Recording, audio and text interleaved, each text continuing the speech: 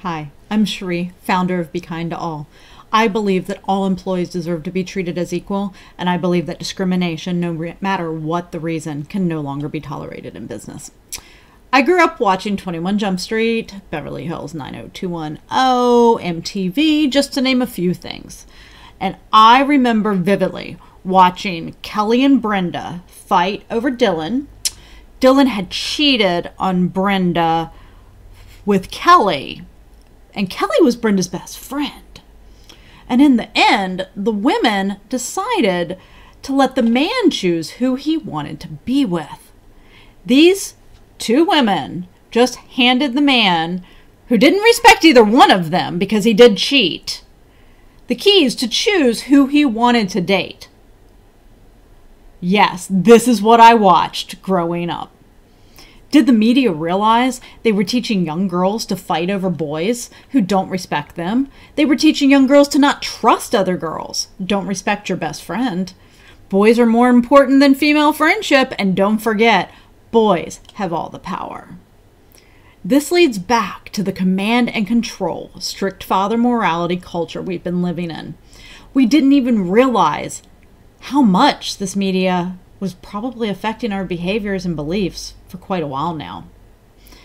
When you dig into this, you will find that there are very few companies that control the majority of the media within the United States. Count it, 7 companies are controlling the majority of the media for 324 million Americans. 7.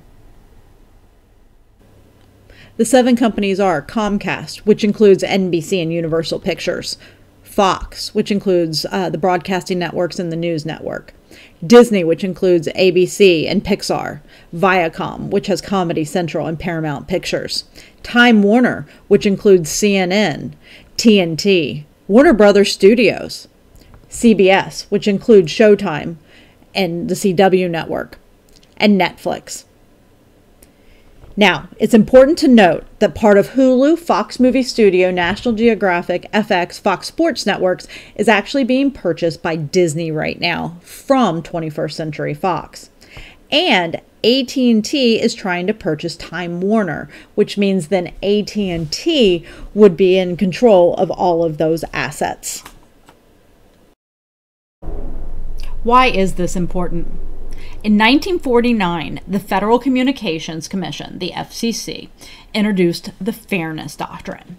This policy required holders of broadcast licenses to present controversial issues of public importance and to do so in a manner that was honest, equitable, and balanced.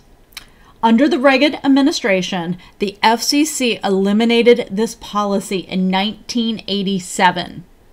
Right after this policy was removed is when Fox News, Rush Limbaugh, and other conservative media started. Many experts believe that the removal of this policy is what has led to the rising level of political party polarization and the us versus them mentality.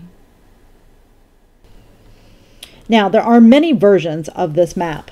The one thing that most of the maps do have in common is that the Associated Press, USA Today, and your local news are all good sources of information.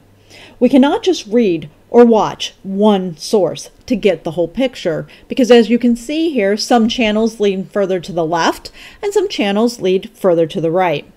Now, the news segment is just one piece of the media's effect on us.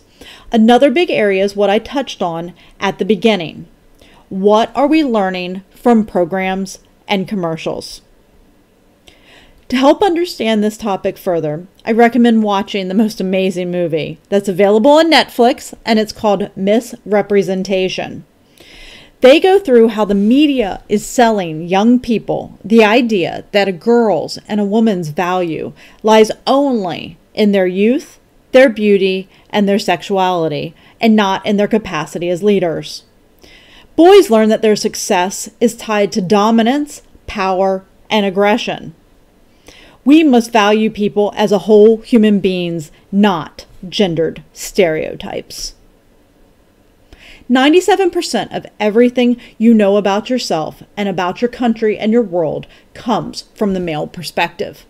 It doesn't mean that it's wrong. It just means that in a democracy where you talk about equality and full participation, you've got half of the population, more than half of the population, not participating.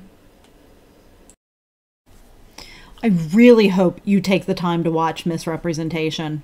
It is an eye-opening movie, and everyone I know who have watched it agrees. It is the most amazing thing that you're going to watch. Keep an open mind. Think about things differently.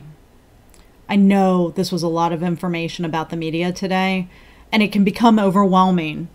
We are all in this journey together, and opening our eyes is part of it. It may be scary, but it's worth it in the end when you start understanding how all the piece parts go together.